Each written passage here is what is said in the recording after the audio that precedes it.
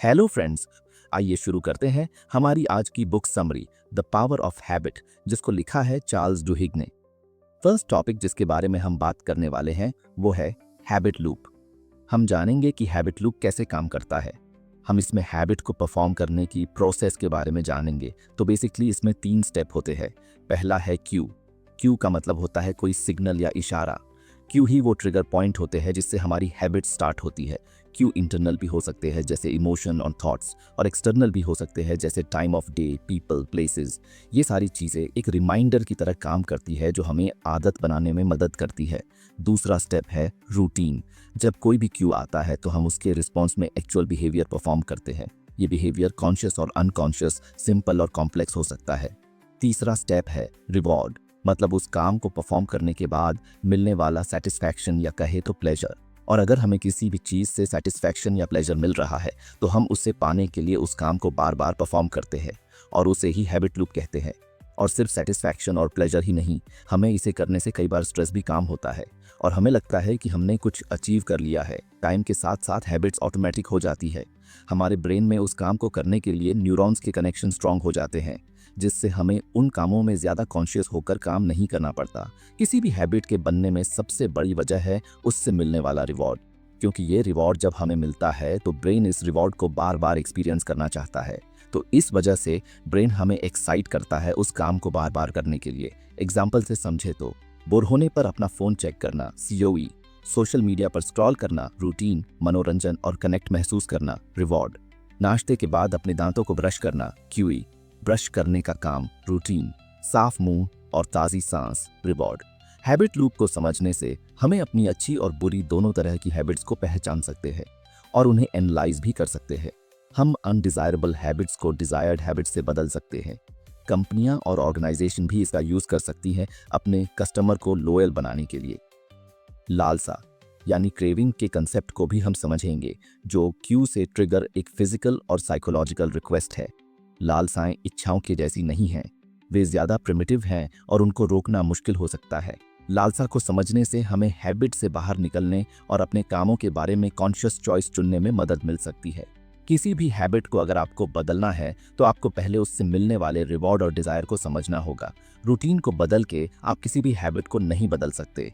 आप पहले इस हैबिट से मिलने वाले डिज़ायर का पता लगाए, फिर उस टाइप की कोई अच्छी हैबिट का पता लगाए जिससे आपको ऐसा ही डिज़ायर मिलेगा। इसके बाद आप आसानी से अपनी हैबिट को रिप्लेस कर सकते हैं।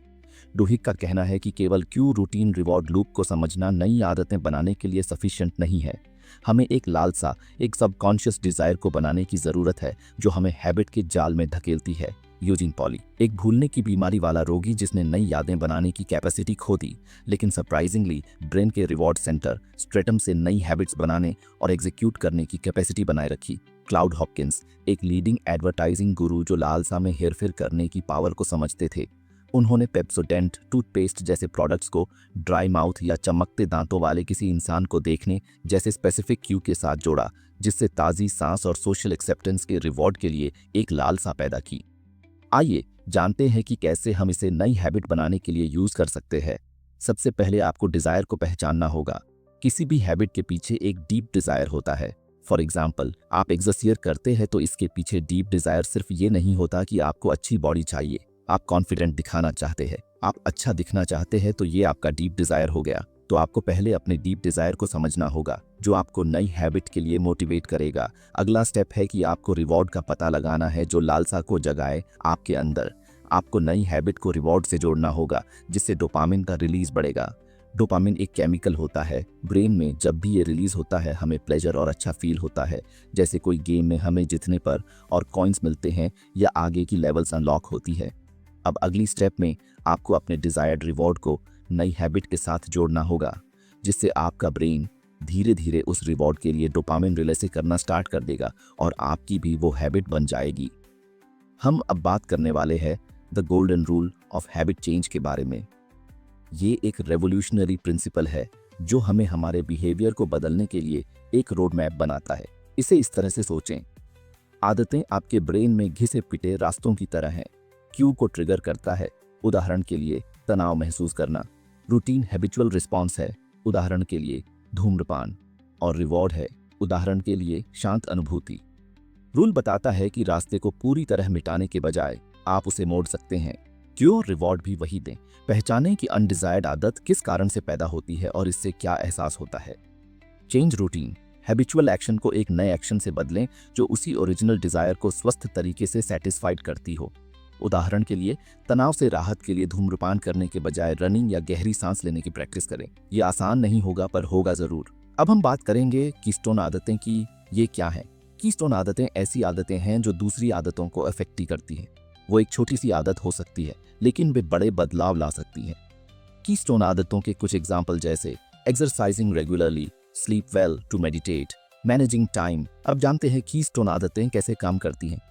कीस्टोन आदतें एक दूसरे से जुड़ी हुई हैं। एक आदत में बदलाव करने से दूसरी आदतों में भी बदलाव हो सकता है।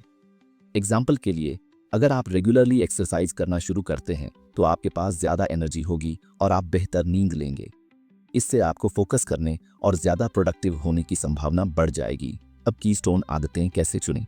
कीस्टोन आदतें चुनते समय कुछ बातों पर विचार करें। वह आदत क्या है जो आप बदलना चाहते हैं? वह आदत आपके जीवन में क्या बदलाव ला सकती है? वह आदत आपके लिए कितनी जरूरी है? कीस्टोन आदतों को कैसे अप्लाई करें? कीस्टोन आदतों को अप्लाई करने के लिए धीरे धीरे शुरू करें और धीरे धीरे बढ़ें। अपनी आदतों को ट्रैक करने के लिए एक सिस्टम डेवलप करें और खुद को रिवॉर्ड दें जब आप सफल हों। कीस्टोन आदतों के फायदे जानते हैं। कीस्टोन आदतों के कई फायदे हैं जिनमें शामिल हैं better health, better mental health, greater productivity, better relationship. Keystone आदतें एक पावरफुल टूल हो सकती हैं जो आपके जीवन को बेहतर बनाने में मदद कर सकती हैं। एक छोटी सी आदत में बदलाव करके आप बड़े बदलाव ला सकते हैं। चार्ल्स डुहिग स्टारबक्स के सफलता के सीक्रेट को समझने की कोशिश करते हैं। वह देखते हैं कि कंपनी अपने एम्प्लॉयज़ को सफल होने के लिए ज़रूरी स्किल सिखाने में बहुत इन्वेस्टमेंट करती है और इन स्किल्स में से एक विल पावर है। डुहिग विल पावर को as a limited resource describe करते हैं, जिसका मतलब है कि आप इसे सिर्फ एक लिमिटेड क्वांटिटी में यूज़ कर सकते हैं। जब आपका विल पावर कम होता है तो आपके पास डिफ़िकल्ट डिसीजंस लेने या चैलेंजिंग टास्क्स को पूरा करने की पॉसिबिलिटी कम होती है। स्टारबक्स अपने एम्प्लॉयज़ को विल पावर को ऑटोमेटिक करने के लिए सिखाता है। इसका मतलब है कि वे अपने एम्प्लॉयज़ को ऐसी आदतें सिखाते हैं जो उन्हें विल पावर का यूज़ करने की ज़रूरत के बिना डिफ़िकल्ट टास्क्स को पूरा करने में मदद करती हैं। उसके कर्मचारियों को सिखाई जाने वाली कुछ आदतें हैं। सुबह जल्दी उठना और तैयार होना। ऐसा करने से आपके पास दिन के लिए ज़्यादा टाइम एंड एनर्जी होगी। अपनी प्लान्स को पहले से बनाना और उनका पालन करना। ऐसा करने से आप ज़्यादा प्रोडक्टिव होंगे और डिस्ट्रैक्टेड होने की संभावना कम होगी। रेगुलरली एक्सरसाइज करना। एक्सरसाइज विल पावर को बढ़ाने में मदद करता है। Eating a healthy diet. Healthy diet आपको एनर्जेटिक और फोकस रहने में मदद करता है। ये आदतें स्टारबक्स के एम्प्लॉयज़ को ज़्यादा सफल होने में मदद करती हैं। वे अपने एम्प्लॉयज़ को डिफ़िकल्ट टास्क्स को पूरा करने के लिए ज़रूरी विल पावर और एनर्जी देते हैं। आसान शब्दों में समझा जाए तो हम सीखते हैं कि विल पावर एक लिमिटेड रिसोर्सेज है और हमें इसे बचाना चाहिए। हम यह भी सीखते हैं कि आदतों को सिखाकर विल पावर को ऑटोमेटिक किया जा सकता है। चार्ल्स डुहिग बताते हैं कि कैसे क्राइसिस लीडर को आदतें बनाने के लिए इंस्पायर कर सकते हैं। वह 2 कहानियों का यूज़ करके अपनी बात को समझाते हैं। पहली कहानी 1947 में लंदन के किंग्स क्रॉस स्टेशन में आग की है। इस आग से 31 लोगों की मौत हो गई और 100 से अधिक लोग घायल हो गए। इस घटना के बाद ब्रिटिश सरकार ने स्टेशन की सुरक्षा के लिए नए नियम बनाए। दूसरी कहानी 2009 में रोड आइलैंड अस्पताल में एक मरीज की मृत्यु हुई। इस मरीज की मृत्यु एक डॉक्टर की गलती के कारण हुई थी। इस घटना के बाद अस्पताल ने नई सिक्योरिटी प्रोसीजर्स को लागू किया। डुहिग का कहना है कि क्राइसिस 2 तरह से आदतों को बनाने में मदद कर सकते हैं। पहला तरीका है कि वे लोगों को यह समझने के लिए इंस्पायर कर सकते हैं कि बदलाव की ज़रूरत है। जब लोग एक क्राइसिस का एक्सपीरियंस करते हैं तो वे अक्सर यह महसूस करते हैं कि प्रेजेंट सिचुएशन काम नहीं कर रही है। यह उन्हें नए तरीकों की तलाश करने के लिए इंस्पायर कर सकता है। दूसरा तरीका है कि वे लोगों को एक साथ आने और एकजुट होने के लिए इंस्पायर कर सकते हैं।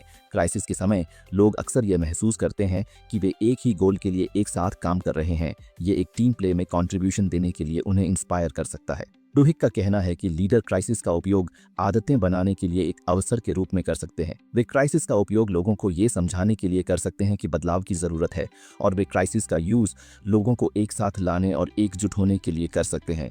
आसान शब्दों में समझाया जाए तो क्राइसिस एक पावरफुल टूल हो सकता है जो लीडर को आदतें बनाने में मदद कर सकता है। एक लीडर एक क्राइसिस का यूज़ यह दिखाने के लिए कर सकता है कि एक नई आदत क्यों इंपॉर्टेंट है। एग्जाम्पल के लिए, एक कंपनी के लीडर एक क्राइसिस का यूज यह दिखाने के लिए कर सकते हैं कि एम्प्लॉयज के लिए सुरक्षा के बारे में ज्यादा जागरूक होने की जरूरत है। एक लीडर एक क्राइसिस का यूज लोगों को एक साथ लाने और एक नई आदत को अपनाने के लिए इनकरेज करने के लिए कर सकता है। एग्जाम्पल के लिए, एक स्कूल के लीडर एक क्राइसिस का उपयोग यह इंश्योर करने के लिए कर सकते हैं कि सभी स्टूडेंट स्कूल के रूल्स का पालन करें। क्राइसिस एक चुनौती हो सकते हैं, लेकिन वे लीडर को आदतें बनाने के लिए एक अपॉर्चुनिटी भी प्रोवाइड कर सकते हैं। लीडर क्राइसिस का यूज लोगों को यह समझाने के लिए कर सकते हैं कि बदलाव की जरूरत है, और वे क्राइसिस का यूज लोगों को एक साथ लाने और एकजुट होने के लिए कर सकते हैं। अब हम जानेंगे कि कंपनी कैसे पता लगाती है कि हम क्या खरीदने वाले हैं। कंपनियां जैसे कि टारगेट एक अमेरिकन रिटेल कंपनी है, आपकी खरीदारी की आदतों का अनुमान लगाने के लिए डेटा का यूज करती है। वे आपके क्रेडिट कार्ड लेन देन, ईमेल और सोशल मीडिया एक्शन का एनालिसिस करके ऐसा करती हैं। टारगेट ने एक specialized data analysis tools develop किया है जिसे इंट्रिंसिक मोटिवेशन कहा जाता है। ये इक्विपमेंट गर्भवती महिलाओं की खरीदारी की आदतों का एनालिसिस करने के लिए यूज किया जाता है। टारगेट ने पाया कि गर्भवती महिलाएं स्पेशल टाइप के प्रोडक्ट्स को खरीदने की ज्यादा पॉसिबिलिटी रखती हैं, जैसे कि बच्चे के कपड़े, खिलौने और न्यूट्रिशनल प्रोडक्ट्स। टारगेट इन आंकड़ों का यूज गर्भवती महिलाओं को स्पेसिफिक प्रोडक्ट्स के बारे में ईमेल और डायरेक्ट मेल भेजने के लिए करती है। उदाहरण के लिए, अगर कोई महिला बार बार बेबी के कपड़े खरीद रही है तो टारगेट उसे बेबी के खिलौनों के बारे में ईमेल भेज सकती है। अब हम जानेंगे कि आखिर कंपनियां आपके व्यवहार को कैसे कंट्रोल करती हैं। कंपनियां अपने ग्राहकों के बिहेवियर को कंट्रोल करने के लिए इन आंकड़ों का यूज करती हैं। वे ऐसा commercials, product design and stores layout से करती है। एग्जाम्पल के लिए, टारगेट ने पाया कि गर्भवती महिलाएं अक्सर किराने की दुकानों में स्पेशल टाइप के प्रोडक्ट्स को खरीदने की ज़्यादा पॉसिबिलिटी रखती है। टारगेट ने इन प्रोडक्ट को किराने की दुकानों के सामने या एंट्री गेट के पास रखने के लिए स्टोर लेआउट को बदल दिया। इससे गर्भवती महिलाओं की खरीदारी की पॉसिबिलिटी बढ़ जाती है।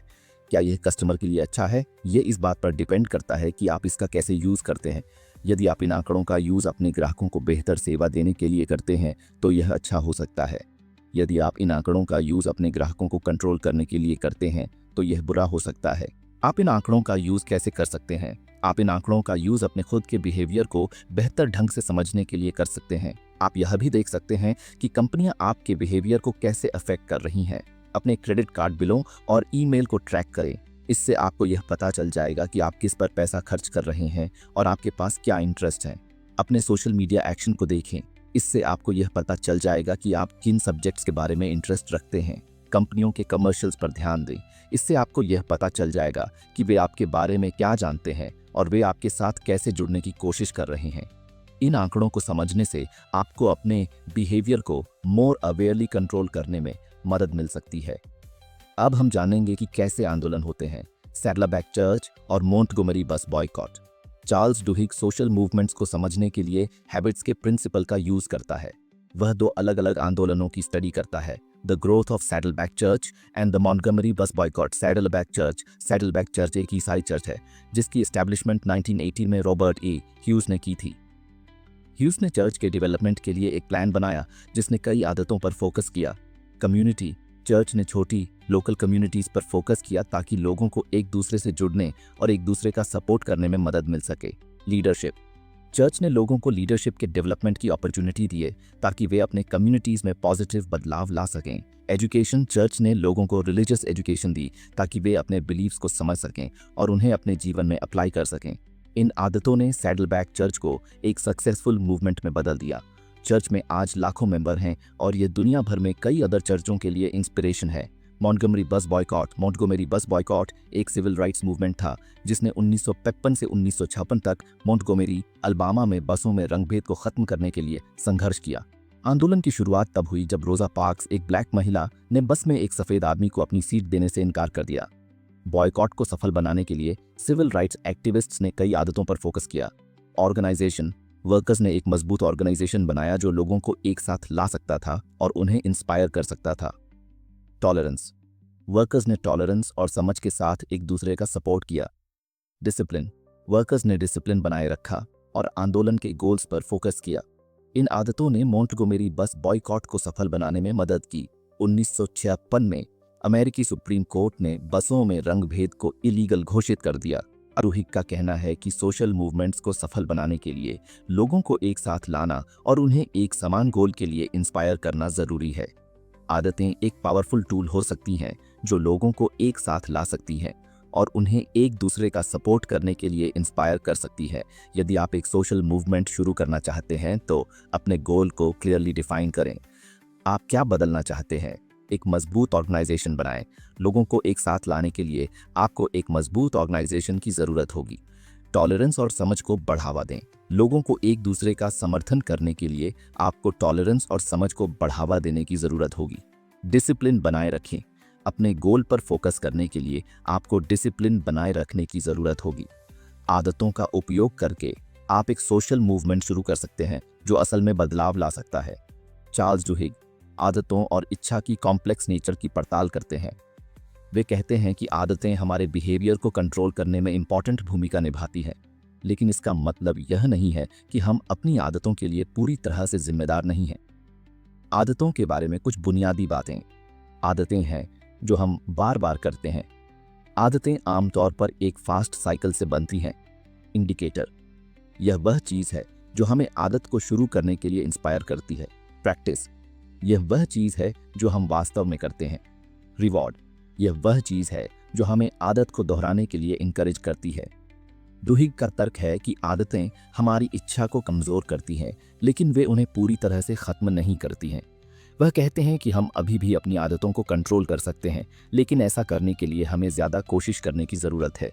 एग्जाम्पल के लिए, यदि आप स्मोकिंग की आदत तोड़ने की कोशिश कर रहे हैं तो आपको अपने आप को हर बार स्मोकिंग की इच्छा होने पर रोकने के लिए कड़ी मेहनत करनी होगी। आपको स्मोकिंग के लिए यूज किए जाने वाले क्यू से बचने के लिए भी कदम उठाने होंगे, जैसे कि टेंशन या दोस्तों के साथ बाहर बैठना। डुहिग का कंक्लूजन है कि आदतें एक कॉम्प्लेक्स पावर हैं जो हमारे जीवन को आकार देती हैं। हम अपनी आदतों को कंट्रोल कर सकते हैं, लेकिन ऐसा करने के लिए हमें समझदारी से कोशिश करने की जरूरत है। आसान शब्दों में समझे तो आदतें हमारे जीवन का एक बड़ा हिस्सा हैं। वे हमारे बिहेवियर को कंट्रोल करती हैं और वे हमारी भावनाओं और विचारों को भी अफेक्ट कर सकती हैं। कुछ लोग मानते हैं कि आदतें हमारी इच्छा को कमजोर करती हैं। वे कहते हैं कि एक बार जब हम एक आदत बना लेते हैं तो हम उस पर कंट्रोल खो देते हैं। तो क्या हम अपनी आदतों के लिए जिम्मेदार हैं? डुहिग का मानना है कि हम पार्शली जिम्मेदार हैं। हम अपनी आदतों को कंट्रोल कर सकते हैं, लेकिन ऐसा करने के लिए हमें समझदारी से कोशिश करने की जरूरत है। तो फ्रेंड्स, ये थी हमारी आज की बुक समरी। आपको कैसी लगी कमेंट करके जरूर बताएं और धन्यवाद आपका समरी एंड तक सुनने के लिए।